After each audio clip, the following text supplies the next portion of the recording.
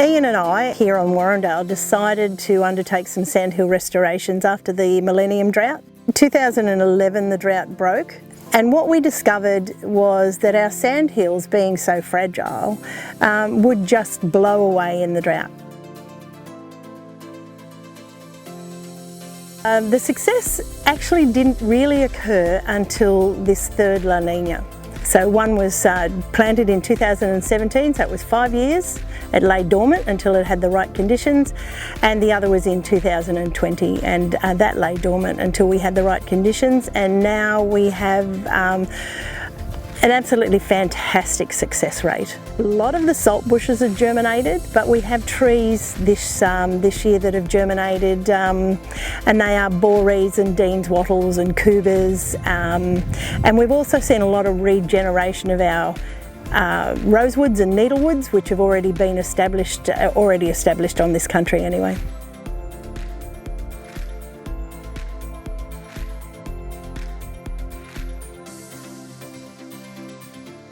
This is what people think of as being the acacia leaf. On acacias, it's not a leaf, that's a stem. The leaves are that little ferny bit, and the stem is adapted to perform the function of a leaf. It actually photosynthesises through its stem, and it loses, as an adult, it loses its true leaf because they are evolved under a high rainfall.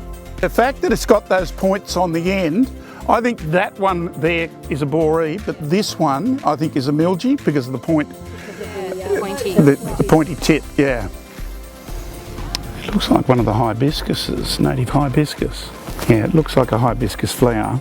Seeded, this is one that's been here naturally, and you can see one of the common names for it is ram's horn wattle because it has that curved ram's horn seed pod.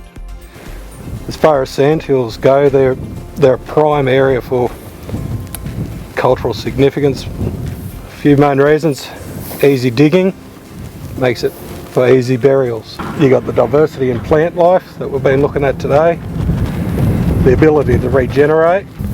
Also, again, it's the proximity to the waterways and the elevation over the landscape. So traditionally these lands would have been managed in a way that kept the overstory, the understory and the ground cover, but not in a dense fashion. It would have been almost an open area still, but with a very diverse plant life. Like, a lot of people are concerned that they're going to lose access to their country, but you don't have to do a great deal. You do 20-30 hectares, and in a property that's over 8,000 hectares, it's a very small proportion. We have to retain our country. We've been through too many droughts, and we really do need to start looking to the future for the next generation that's coming through.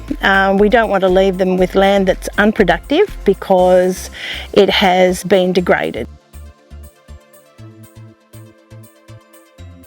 You know, some of these very rare desert plants are starting to be seen on the plains, and in this case we've got the yam daisies out on the bladder saltbush communities. The yam daisy looks like a dandelion. It's got the yellow flower head, and it's got the wonderful long stems which droop until they're ready to be pollinated, and then they stand upright.